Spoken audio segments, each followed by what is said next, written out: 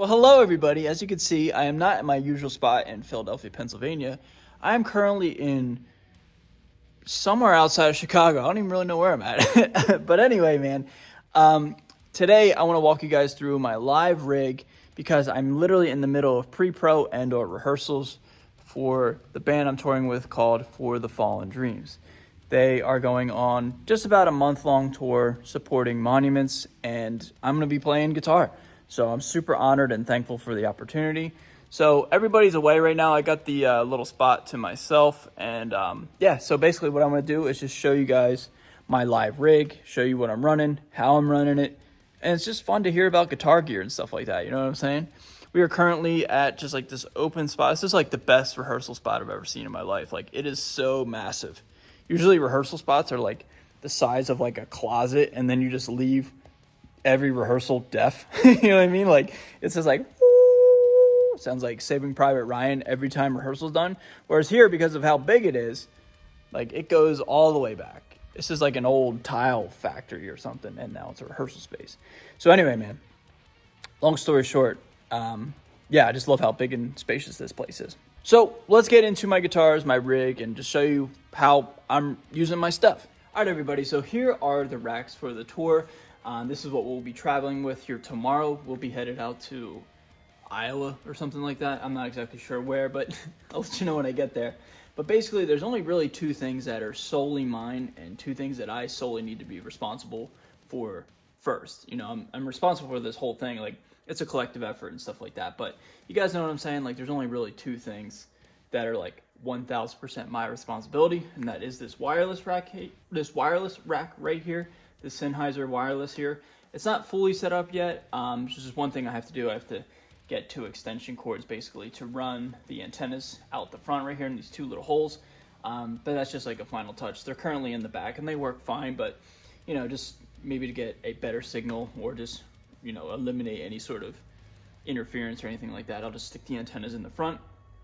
And then the other thing that you guys have seen on my channel back at home, finally made the trip, and that is my quad Cortex from Neural DSP. And apart from that, everything else is either not mine or is, you know, collectively the band's for the entire set. So let's take a quick look at my quad Cortex. So this is actually kind of Velcroed in here, and it's going to be not moving in the set. So you guys have seen this at home, and I don't think it's any different than when you've last seen it.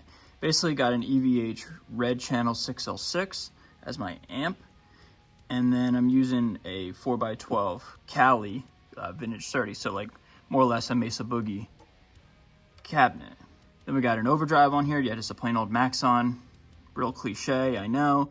And then the only real effect that I'm using in the set is a pitch shifter to go up a whole step, because our 7 strings are tuned to F sharp, drop F sharp, but there's 2 songs that need to be in drop G sharp. And then these effects, like I have a flanger here. I think I was just doing that for fun. I should probably get rid of that before we hit the road, and then a delay and a reverb. I'm not using any of that stuff. So literally I am Malcolm Young 101 on this run. Just, you know, rhythm and just let it rip, you know? So here are the 2 guitars that I'm taking for this run. I wasn't exactly sure which 6 string I was going to take for the longest time, and honestly, it wasn't until the day of where I just had to make a decision to hop on the plane. And I was like, you know what, man, I'm going to take this one right here. This is my 1978 Gibson Les Paul Custom, man. Les Paul Custom from the New Orleans era. Yeah, dude, I'm torn with it. I was like, you know what? Screw it, man. These things are supposed to be played. It's certainly not a collector's item in the sense that, like, it is dinged up, scratched up, beat up. You know, I've had it for half a decade in my life now, and I've never had the ability to tour with it yet. So I was like, you know, it's time. I'm going to take it out. Doesn't belong in the case. It deserves to be played and seen. So that's the one we're taking. It's got a custom set of Stringjoy strings on there. Shout out Stringjoy, best string company ever, where you can literally just make your own string gauge set, and it's super rad.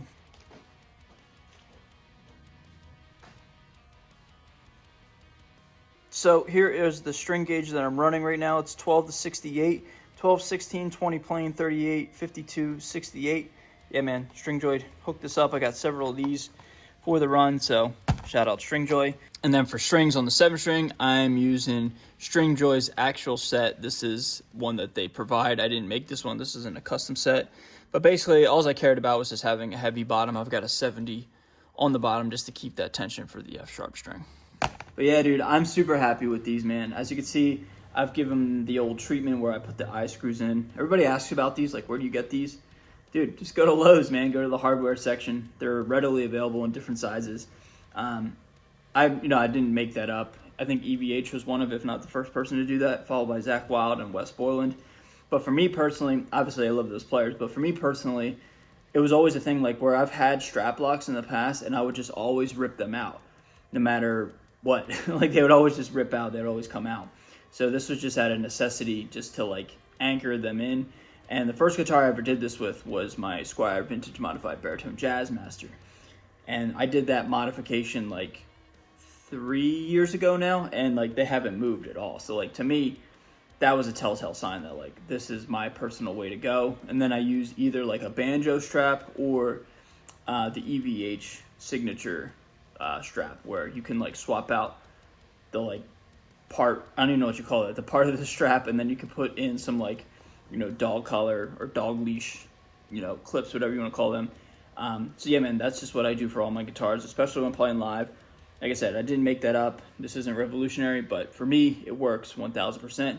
And I never have to worry about my guitar ripping out or like, you know, getting loose. There's no worse feeling, in my opinion, than when you're playing and your strap's wiggling and like you're trying to perform and play and not like think about it, but you know, like at any second, like your guitar could literally fall and you got to catch it.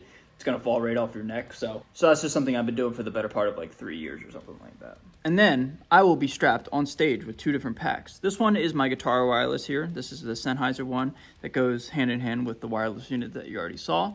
And this one here is the band's wireless unit, but then I'm using some in-ears. And let me tell you about these in-ears, okay? These in-ears are called the Sennheiser IE400 Pro. I can't really hear myself right now. I sound like I'm underwater, and that is a good thing. These things right here are super noise canceling, and yeah, like some of the best in-ears that I personally ever used. Now, I want to give a huge shout out to today's sponsor, and that is Sweetwater. Sweetwater sent over these Sennheiser in-ears for me to use for tour, and I'm super honored. So if any of you out there are playing live, and if you're using some sort of in-ear monitoring system, dude, I've been rehearsing with these things, and they sound absolutely amazing, okay? I wouldn't be sitting here saying that if I haven't already tried these out and agreed to making this video.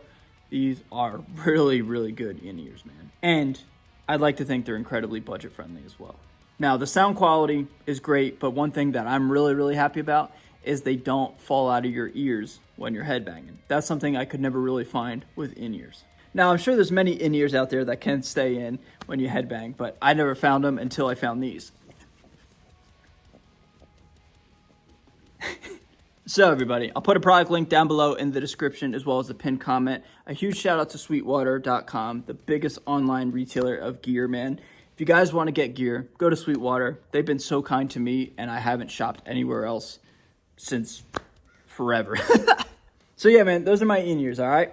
And the last thing I'll just talk about is these 2 pieces of equipment right here. You know, one's an iPad and one's a MacBook, right? So the iPad is controlling the mixes of the actual in-ear monitors, and then that computer right there is running the show, okay? So everything's to a click, everything's got MIDI, pretty in-depth operation going on here. So everybody, that's everything I got to show you for today, man. Yeah, this is my live rig. It's awesome, man. It's foolproof. I'm super stoked with how the Quad Cortexes sound. Like I said, if you guys have been watching my videos, you know how that thing sounds. And if you haven't been watching my videos, that's cool too. But my point is, like, you know what a Quad Cortex sounds like, especially for high gain tones. Like, they do a pretty good job over there at Neural DSP. So, pretty excited about all that. And, yeah, man, pretty elaborate, right? So, with that being said, everybody, I just want to give a huge shout out to Sweetwater once again. Guys, go buy your gear from Sweetwater. Whether you buy in-ears or not, man, just buy whatever you need from Sweetwater. They take care of you, okay? And a huge shout out to you, yes, to you watching at home. Thank you so much for just geeking out with me today, okay? See you guys out on the road. I know a lot of you guys are coming to the shows. I'm really, really excited. We got Varsity for the Fallen Dreams and Monuments. It's a heck of a bill, man, so you guys don't want to miss this tour. I'll see you guys out there, all right? See ya.